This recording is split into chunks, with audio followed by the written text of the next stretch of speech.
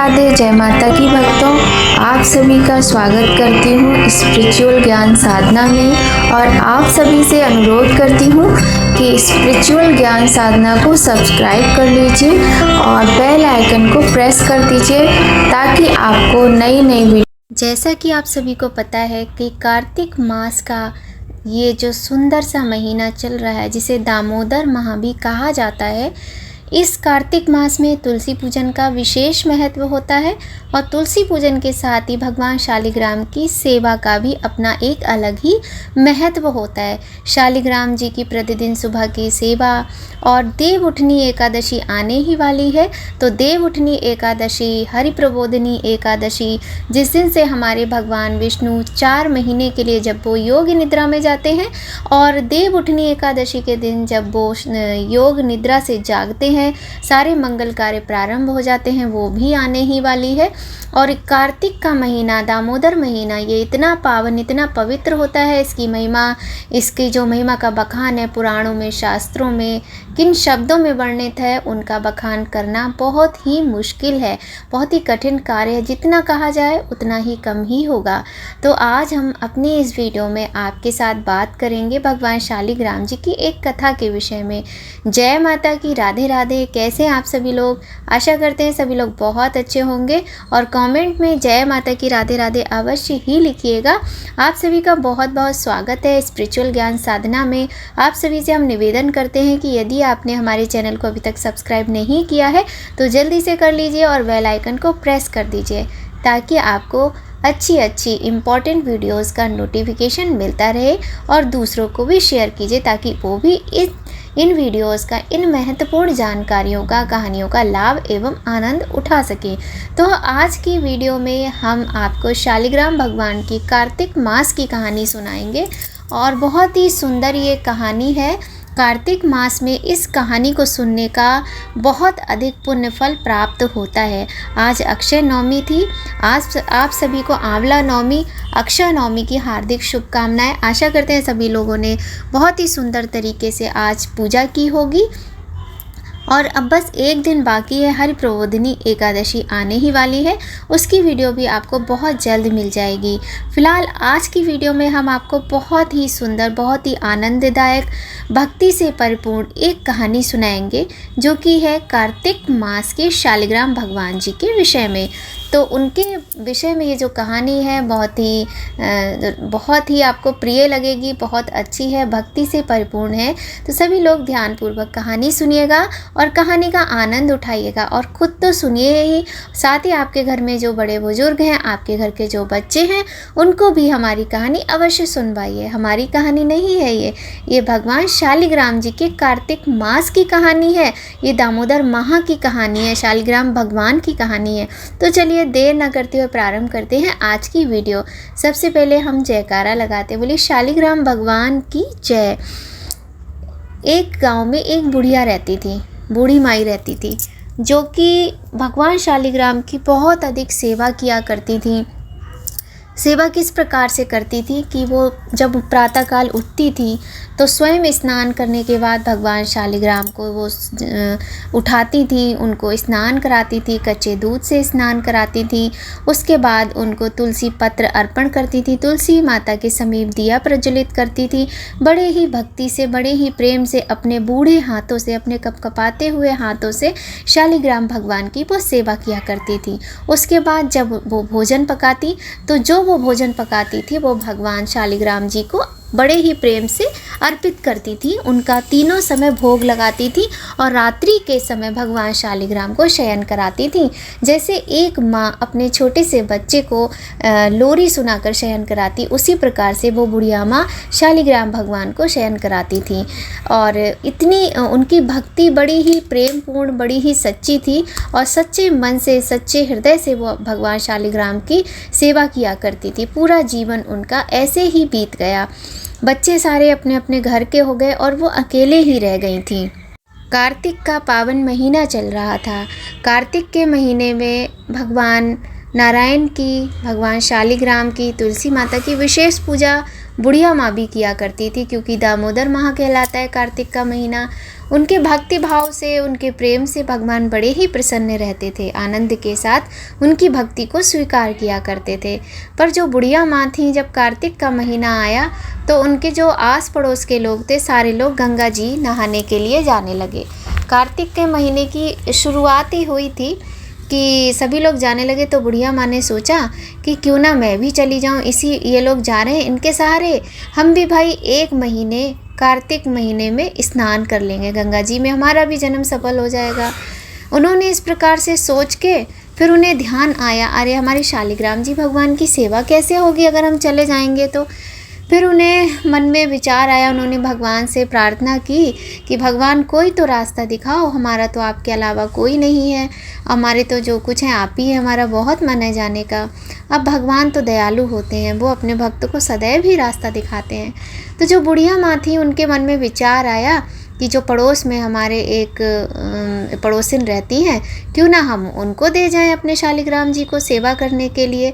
लेकिन फिर उनके मन में ये भी विचार आया कि वो तो किसी भी तरह की पूजा पाठ करती ही नहीं है, उस पड़ोसिन के घर में तो भगवान है ही नहीं, वो तो बस ऐसे ही अपने दिन भर का काम काज करती रहती है और व्यस्त रहती है। फिर भी बुढ़िया माँ ने सोचा कि चलो कोई बात नहीं है, एक बार बात करके देख लेते हैं। तो बुढ़िया माँ ने अपनी पड़ोसिन से कहा कि मैं तो गंगा नहाने जा रही हूँ बहन, तुम ऐसा करो, तुम मेरे शालिग्राम जी को रख लो, एक महीने के लिए इनकी सेवा कर लेना। अब वो बोली शालिग्राम जी क्या होते हैं, सेवा क्या होती है, मुझे तो कुछ पता ही नहीं है, मैंने तो कभी कुछ किया ही नहीं है, तो शालिग्राम जी भगवान की सेवा कैसे की जाती है। तब वो बुढ़िया माँ बोली, अरे बहन उसमें करना ही क्या, कुछ भी नहीं करना है, तुम सुबह सुबह उठती हो, उनको भी उठाना, उसके बाद में तुम गंगा नहाने जाती हो, गंगा जल से नदी थी उनके यहाँ पे, तो उस ज़माने में वो लोग नदी में ही स्नान किया करते थे, कोई कुएं में स्नान करता था, कोई नदी के पास जाकर स्नान करता था। तो कहा तुम नदी में स्नान करने जाना, उसके बाद तुम वहाँ से जब वापस आना तो उनको गंगा जल से स्नान कराना, कच्चे दूध से कराना, फिर गंगा जल से स्नान कराना।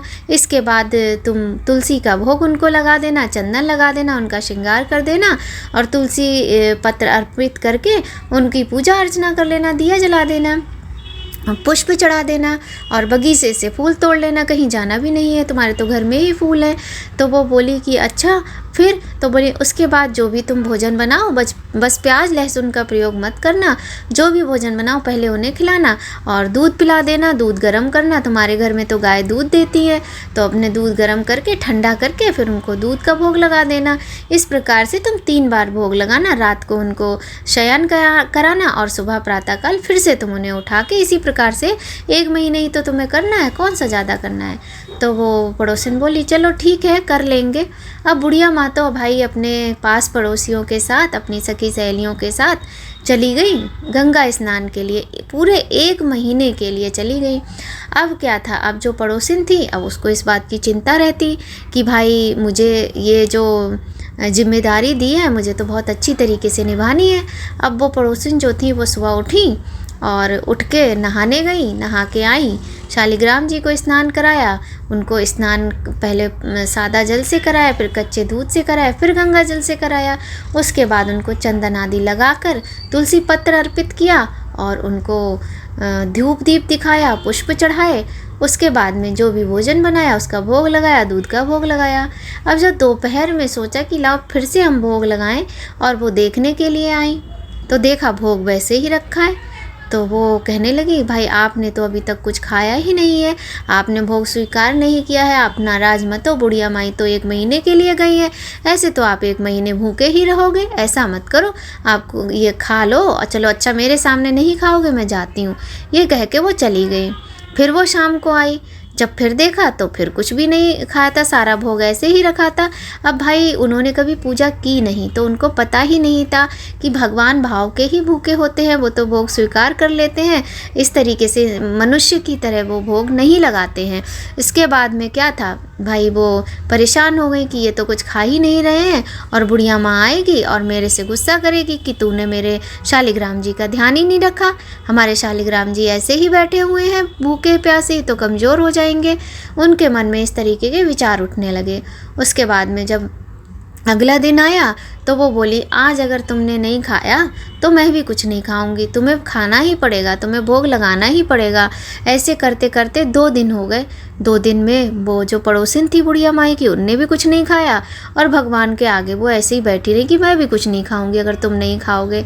अब भगवान विचार करने लगे, भगवान को कष्ट होने लगा कि मेरी वजह से ये भूखी है, कहीं इसको कुछ हो ना जाए, और इसे कुछ हो गया तो भाई मेरे ऊपर कलंक लग जाएगा कि भगवान की सेवा के लिए जिम्मेदारी दी थी और बताओ बेचारी को कुछ हो गया। ऐसे भगवान होते हैं, कहीं ऐसे भगवान अपने भक्तों के साथ करते हैं। अब मुझे कुछ तो करना ही पड़ेगा। शालिग्राम जी मन में सोचने लगे। अब क्या था, उन्होंने वैसे थोड़ा प्रतीक्षा की, लेकिन भाई वो जो पड़ोसिन थी वो नहीं मानी, वो जिद पे अड़ी रही कि नहीं, जब तुम खाओगे तभी हम खाएंगे। अब भगवान जी एक बाल रूप में आ गए, मोर मुकुट धारण करके, पीताम्बर डाल के अपने, और बहुत ही सुंदर रूप में, हाथ में सोने की बांसुरी लेकर और कमर में लगा ली। उसके बाद में आए और बोले चल भाई, चल माई मैं भी खाता हूँ, तू भी खा। अब तो वो बड़ी खुश हो गई। अब कि फिर उनने कहा हम तुम्हें 2 दिन से बुला रहे थे तो तुम नहीं आए खाने, हम भूख के मारे परेशान हो गए तुम्हारी वजह से और तुम खाने नहीं आए, देखो हमने भी नहीं खाया। तो वो बोले चलो माई मुझे क्षमा कर दो, अब तुम भी खाओ मैं भी खाता हूँ। दोनों ने मिल के खाया। अब रोज़ का भाई ये नियम बन गया, अब उनको रोज़ आना पड़ता।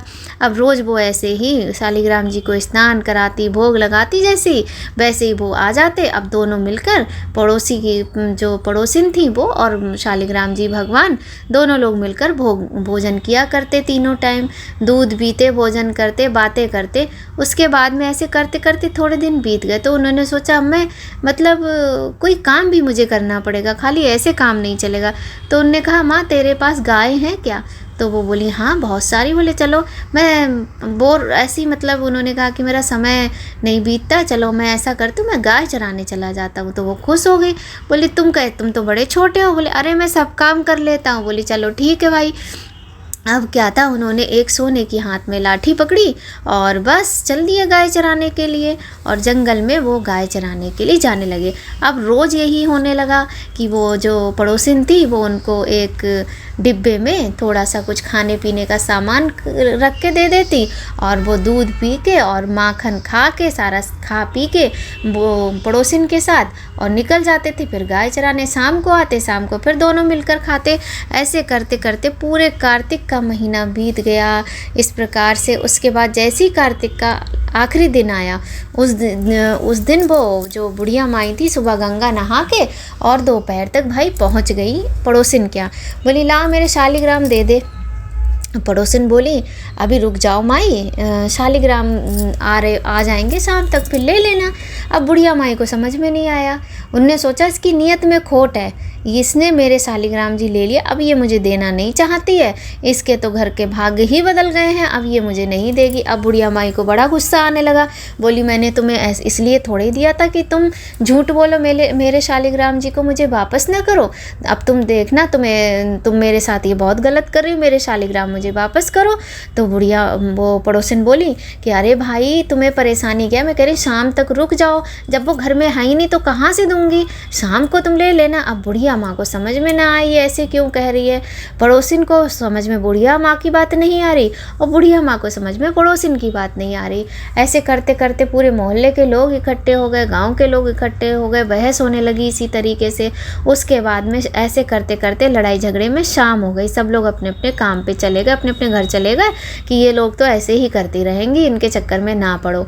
अब क्या था, जैसे ही शाम हुई वो दोनों लड़ झगड़ रही थी कि शालिग्राम जी भगवान छोटे से बाल रूप में पीताम्बर धारण किए, मोर मुकुट धारण करे आ गए, और उसके बाद में वो अपने स्थान पर जाकर भगवान शालिग्राम जी का रूप उन्होंने रख लिया।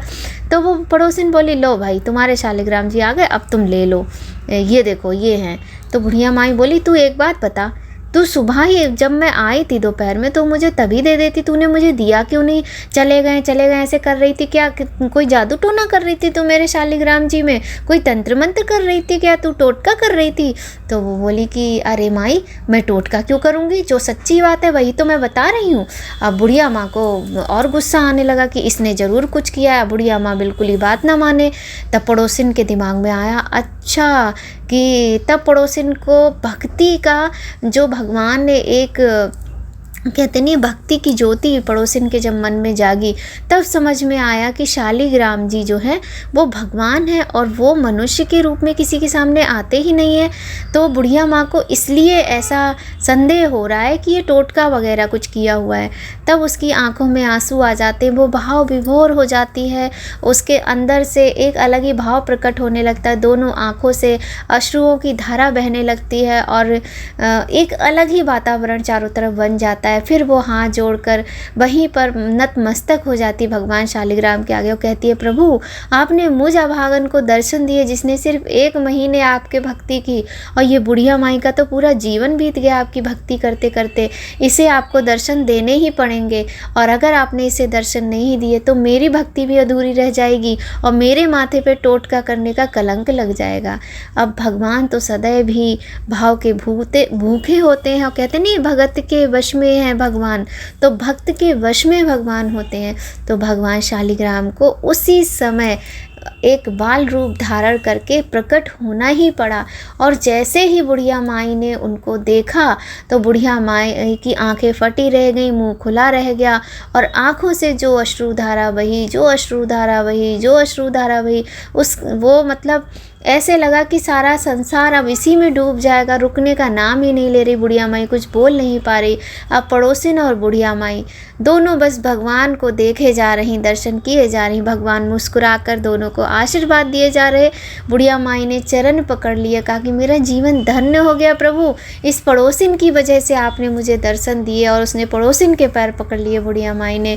इस प्रकार से भगवान भक्त के वश में होते हैं, भाव के भूखे होते हैं, और जो सच्चे प्रेम से भगवान की पूजा करता है, सेवा करता है, एकदम कहते नहीं एक अबोध बच्चे की तरह, जिसके मन में कोई छल नहीं है, कोई कपट नहीं है, जो सच्ची भक्ति करता है, भगवान सदैव उसे दर्शन देते हैं। जिस प्रकार से भगवान शालिग्राम ने बुढ़िया माई पर और पड़ोसिन पर कृपा की, उन्हें दर्शन दिए, उनसे प्रार्थना करते हैं कि भगवान अपने सभी भक्तों के विश्वास को कभी टूटने ना दें। उसी प्रकार से अपने सभी भक्तों को एक बार दर्शन अवश्य दें, सभी के जीवन को धन्य बनाएं, सभी के जीवन के दुख और कष्ट दूर करें। कार्तिक का पावन महीना चल रहा है, भगवान से यही कामना है कि भगवान सबके दुख दूर करके सबके जीवन में सुख शांति और संपदा भर दें, भक्ति का मार्ग प्रशस्त करें। इसी के साथ आज की कार्तिक मास की ये शालिग्राम भगवान की कथा यहीं पर पूर्ण होती है।